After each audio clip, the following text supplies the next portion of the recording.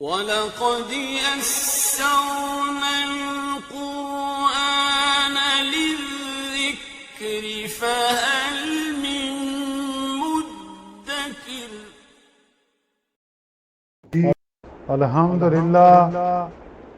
الحمدللہ وکفی وسلام علی عبادہ الذین اصطفی اما بعد فاعوذ باللہ من الشیطان الرجیم بسم اللہ الرحمن الرحیم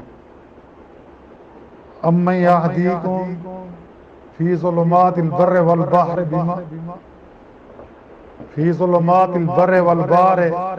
ومن یرسل الرياح بشرا بین یدی رحمتہ الہ مع اللہ تعالی اللہ عما یشرکون۔ وہ ذات جو تم کو خشکی اور سمندر کی تاریکیوں میں راستہ سمجھاتی ہے، اور جو کہ ہواؤں کو بارش سے پہلے بھیجتا ہے جو خشک کر دیتی ہیں، کیا اللہ تعالیٰ کے ساتھ کوئی اور معبود ہے؟ اللہ تعالیٰ ان لوگوں کے شرک سے باراتار ہے، یا یہ بت بہتر ہیں؟ امن یبدأ الخلق ثم یعیدہ ومن یرزقکم من السماء والارض الہ مع اللہ قل ہاتوا برہانکم ان کنتم صادقین۔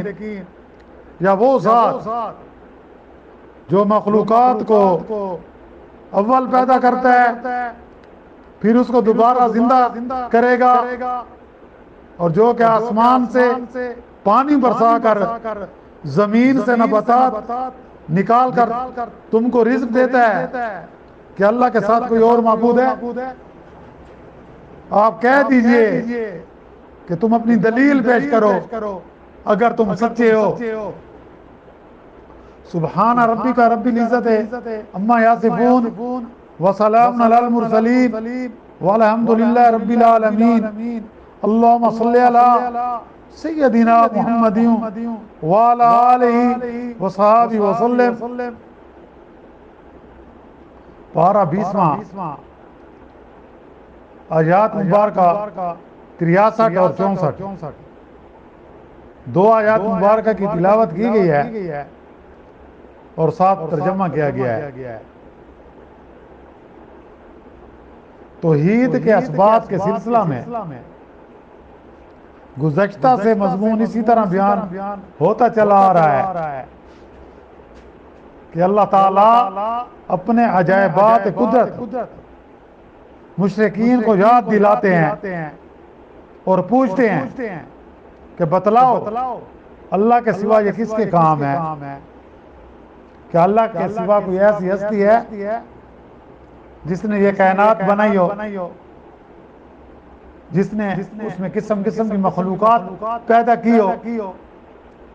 اس طرح اللہ تعالیٰ کے قادر مطلق اور وحدہ لا شریک ہونے پر گزشتہ آیات میں چند دلائل بیان فرمائے گئے، مثلا آسمانوں اور زمین کا پیدا کرنا، پھر اوپر سے پانی برسا کر سبزہ درخت اور پودوں کا اگانا، زمین کو جانداروں کے رہنے کے لائق بنانا، اس میں دریا ندی نالے بہانا اور پہاڑوں کا اس پر قائم کرنا، پھر انسان کی بے بسی اور بے کسی کے وقت اس کی فریاد کو سننا اور فریاد رسی کرنا۔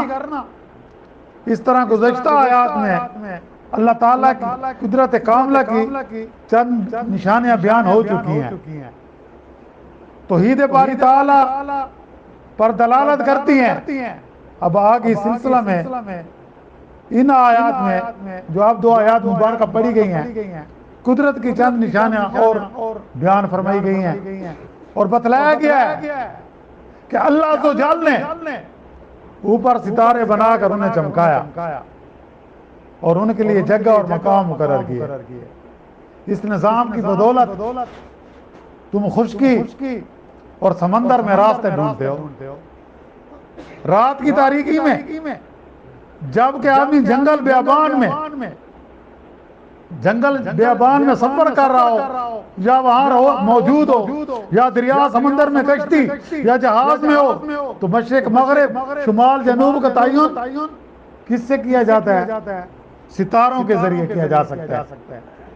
کہ آپ ستاروں کو دیکھ کر یہ بتا سکتے ہیں کہ کس سمت مشرق ہے، کس سمت مغرب ہے، کس سمت شمال ہے، کس سمت جنوب ہے. یہ بھی اللہ تعالیٰ کی حکیمانہ تدبیروں میں سے ایک ہے کہ اس نے باہری اور بری سفروں میں انسان کی رہنمائی کے لیے وہ ذرائع پیدا کر دیے جس سے وہ اپنی سمت سفر اور منزل مقصود کی طرف اپنی راہ متعین کرتا ہے. دن کے وقت زمین کی مختلف علامتیں، آفتاب کے طلوع غروب کی سمتیں اس کی مدد کرتی ہیں، اور رات کے اندھیری میں ستارے اس کی رہنمائی کرتے ہیں. پھر ایک اور انتظام انسان کے لیے زمین پر قدرت نے یہ کیا کہ ضرورت کے وقت باران رحمت کا بندوبست کر دیا. بارش برسنے سے پہلے ٹھنڈی ٹھنڈی ہوائیں چلتی ہیں جو بارش کی آمد کی بشارت دیتی ہیں، اور لوگ ان ہواؤں کے چلنے سے خوش ہوتے ہیں کہ اب بارش آئے گی، خشکی اور گرمی دفع ہو جائے گی. کیا یہ انتظام سوائے ایک واحد ذوالجلال کو بھی کر سکتا ہے؟ یقیناً اللہ کے سوا ان کاموں کو کرنے والا اور کوئی نہیں. تو پھر اس کے سوا کسی اور کو معبود بنانے کہ کیا مانی؟ اللہ ہر اس چیز سے جس سے تم اس کا شریک ٹھہراتے ہو وہ بلند و برتر ہے. کہاں وہ قادر مطلق اور حکیم و برحق، اور کہاں عاجز و ناقص مخلوق جس سے اس کی خدائی کا شریک بتلایا جا رہا ہے. اب آگے ایک دلیل اللہ کی وحدانیت اور قدرت کی اور دی جا رہی ہے. مشرکوں سے پوچھا جاتا ہے کہ بتاؤ یہ مخلوق کس نے پیدا کی؟ یہ حقیقت ہے کہ اس سوال کا کوئی معقول جواب آج تک کسی مشرک یا داعیہ سے نہیں بنے گا. داعیہ کسے کہتے ہیں؟ جو اللہ کا انکار ہے، جو اللہ وہ کہتے ہیں اللہ ہے ہی نہیں، اس کو ہم داعیہ کہتے ہیں. کسی نے کہا یہ کائنات آپ ہی بن گئی، یہ خود بخود بن گئی، جس طرح یہ مادہ پرست قسم کے لوگ. کسی نے کہا بے جان مادے کا ٹھیک تناسب کے ساتھ اتفاقاً جمع ہو جانا زندگی کا آپ ہی آپ وجود میں آ جانے کا سبب بننا. قرآن کریم نے انسان کو بتلایا کہ اللہ ذو جلال نے اپنی قدرت کاملہ سے مادے کو ظاہر کیا اور پھر اس سے تمام مخلوقات بنائی. جیسا قرآن مجید میں وَجَعَلْنَا مِنَ الْمَاءِ مِنْ كُلِّ شَيْءٍ کہ ہم نے ہر چیز کو پانی سے پیدا کیا. تو مادہ کی جو قسم ہے اس میں پانی بھی آتا ہے نا، سیال چیز بہنے والی. ایک سیدھے سادے بدوی عرب کا مقولہ مشہور ہے کہ جب مینگنیاں دیکھ کر اونٹ کو ماننا پڑتا ہے تو زمین اور آسمان کو دیکھ کر اس کا بھی خواہ مخواہ کوئی بنانے والا ماننا پڑے گا. پھر یہ بات بھی ظاہر ہے کہ جس نے پہلے بنایا مرنے کے بعد بھی دوبارہ وہی بنائے گا.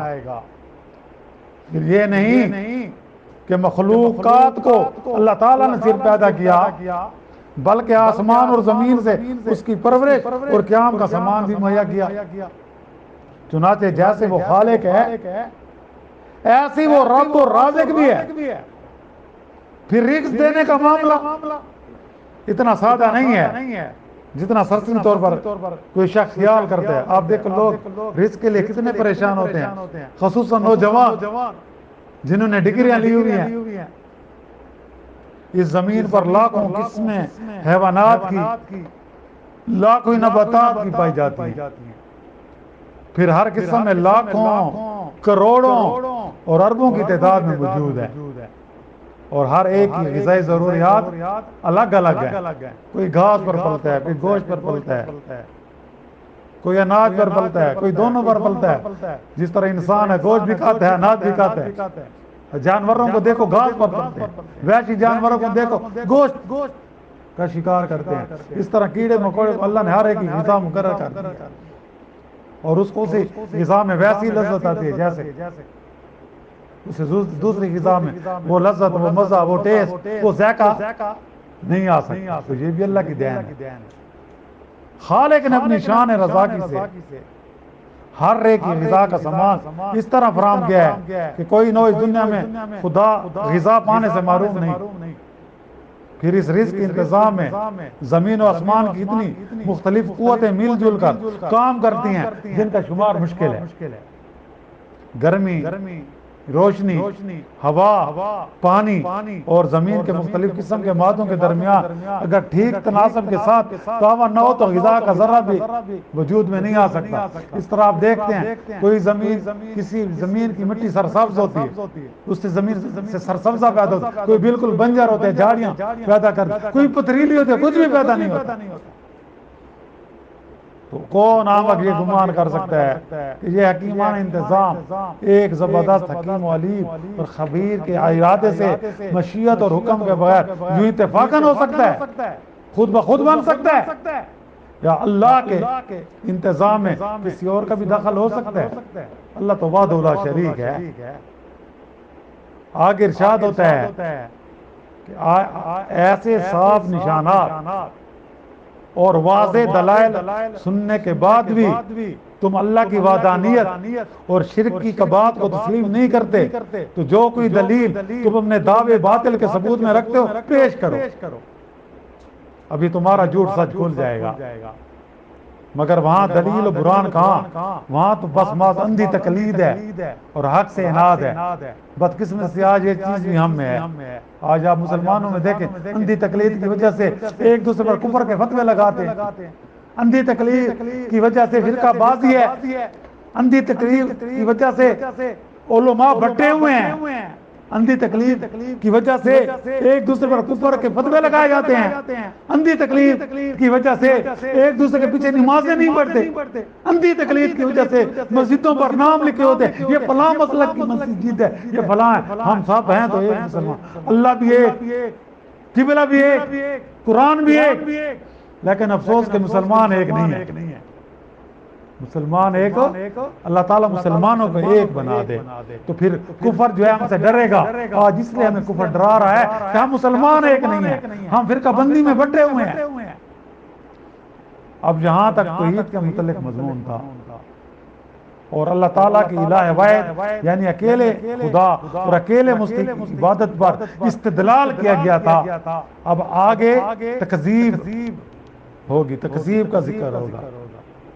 اس کی ایک وجہ یہ قرار دیتے تھے جو کفار بھی تکذیب کرتے تھے نا، تو اس کی ایک وجہ یہ قرار دیتے تھے قیامت کا وقت پوچھنے پر بھی نہیں بتلایا جاتا، کیونکہ یہ سوال کیا گیا تھا یسألونک عن الساعۃ کہ آپ وسلم سے قیامت کے بارے میں پوچھتے ہیں تو آپ نے کہا اس کا علم اللہ کو ہے.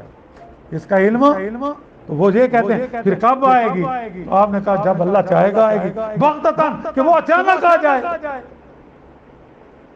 تو اگلی آیات میں اس کے متعلق ذکر ہے جس کا بیان انشاءاللہ آئندہ دروس میں ہوگا. وآخر دعوانا ان الحمدللہ رب العالمین. اللہم ربنا آتنا فی الدنیا حسنۃ وفی الآخرۃ حسنۃ وقنا عذاب النار وادخلنا الجنۃ مع الابرار یا عزیز یا غفار یا رب العالمین. ربنا تقبل منا انک انت السمیع العلیم وتب علینا انک انت التواب الرحیم. صلی اللہ تعالی علی خیر خلق محمد وآلہ وصحبہ اجمعین برحمتک یا رب.